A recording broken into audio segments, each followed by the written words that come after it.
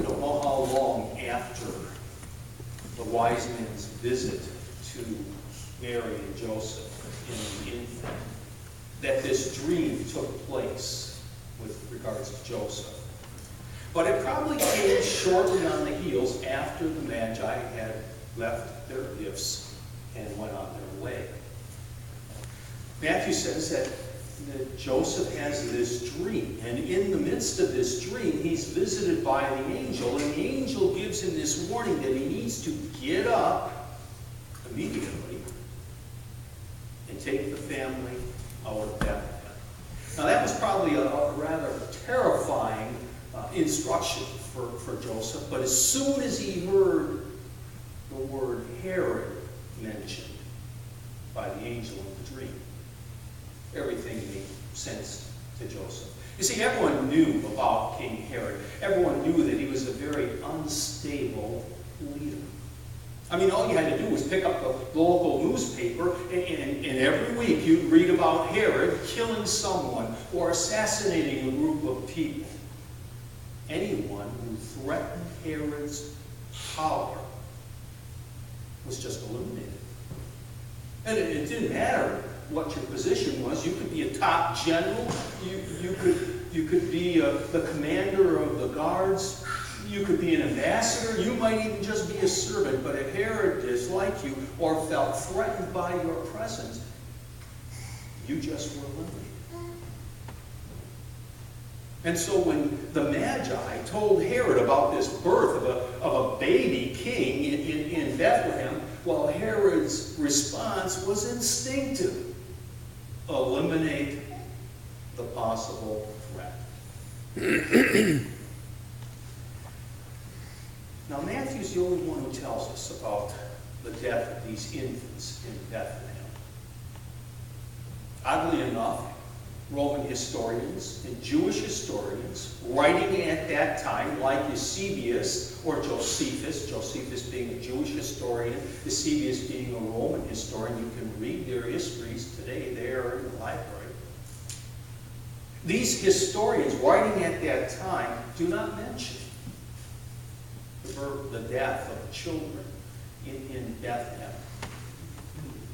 Well, sometimes atrocities just don't make the newspapers. Sometimes atrocities just don't make the history books. That happens in today's world. And one must also remember that Bethlehem was a small little village. There were probably scholars estimate about 300 people living in Bethlehem. And so they estimate that probably at that time, with 300 residents, there's probably only 4 or 5 boys who are 2 years old and under at that time. So if that was the case, this was really a small little atrocity as far as Herod was concerned. Killing 4 or 5 little infants, not a big deal. And that might be another reason why the historians don't record this in Matthew. But Matthew does. And Matthew tells us that Joseph is warned. Now, I'd like to think, even though it's not in the Bible, I'd like to think that God warned every family with a 2-year-old boy and under. I just can't see God warning Joseph and Mary and then ignoring the fact that there were 3 other families with a 2-year-old boy and under. I just can't see God doing that. So I'd like to think, even though the Bible doesn't mention it, I'd like to think that our God warned all the families involved. And maybe some of those families got up in the middle of the night, just like Joseph and Mary, and left. But some did. But that happens, right? We're warned, and we don't heed the warning. And then we suffer consequences. You're driving in your car, and the red engine light comes on, indicating there's something up with the oil. But you're in a rush, and so you just keep driving that car, the red oil light is on, and you get to where you need to be, and you figure, well, I'll take care of it when I get home. And so then you get home, but now you got stuff you got to take in the house, and you got things you got to do in the house. So you just get in and you take care of that and forget about the car and that red oil light. And you get back in the car the next day, and away you go. And oh yeah, there's that red light. I should really get to that. And you keep putting it off, and then all of a sudden, the engine dies. It seizes up, and you know you're looking at big time repair problems. Warnings. We get them sometimes, don't we? But sometimes we don't heed those warnings. The first truth found in our story is that usually warnings come to us. And I like to think that many times God is behind those warnings. That's the first truth that we can learn from this story. The second truth is that when warnings come to us, and we clearly recognize that we have been warned, then we need to heed the warning. That's the second truth. When you perceive that you've been warned, you need to heed the warning. As I was telling Brianna and Bailey this morning in our children's message. And that's what Joseph did. And hopefully if other families were warned, they also hopefully did that as well. It would have been easy for Joseph in the middle of the night, given this strange, bizarre dream that he had, to kind of just wake up and say, well, that was a weird dream, must have been connected to the taco dip I had last night, and roll over and go back to bed. But that's not what Joseph did. He didn't dismiss the warning. Didn't ignore the warning. He took action, even though it was in the middle of the night. Got Mary up, got the baby up, they packed their bags, loaded the donkey, and they got on the road heading towards Egypt. Because he heeded the warning, Jesus was unharmed. So warnings come to us. It's our job to heed the warning. Right now, some of you are probably getting some warnings with your health. And you're aware of, things aren't quite right with your body. You're getting these aches and pains or whatever, and you're ignoring the warnings. Maybe some of you can see the warning in the extended family that there's some real serious problems with some extended family members. They're just not getting along, and it's getting worse and worse. And you can see the warning. What's going to happen to the extended family if these 2 or 3 individuals don't resolve the issue? You see the warning.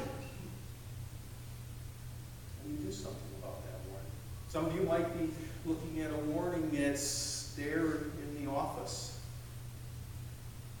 Or it could be with regards to your house. Your house is giving you some signals that things need to be cared for. Warnings come to us. We need to heed the warning. And the third truth is when we heed the warning, as I told the girls this morning, things usually turn out okay. And that's what happened for Joseph and Mary. They heeded the warning, and then it turned out okay. They got to Egypt. They stayed there about 4 years until Herod died. And then they're given the all-clear signal. Time to get up, come back to Israel, and there they eventually then resettle in Nazareth. When we heed the warning and take action upon it, whatever that warning is, usually things will turn out okay. I've been told that in the state of California, there's a national park. And right alongside the national park is this monastery. And usually people will hike on the hiking trails in the national park, and invariably they will wander into the private property of the monastery. And this kept going on and on. And so finally the monastery decided to put up no trespassing signs. They put up very clear, distinct warning signs. No trespassing. Violators will be prosecuted to the full extent of the law, and then underneath was the signature of who issued the warning. Sisters of Mercy. Now it kind of gets you to chuckle a little bit. No trespassing. Violators will be persecuted to the full extent of the law, and then sisters of mercy.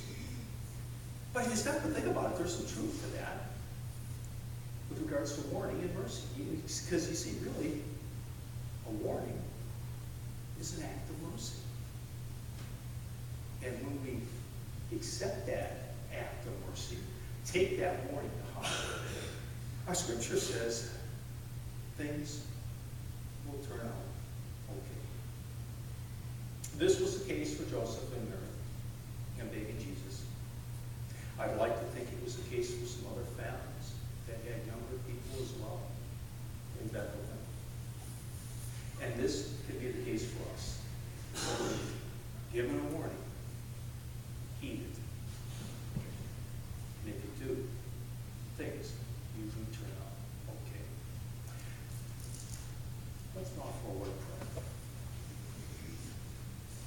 God, we thank you for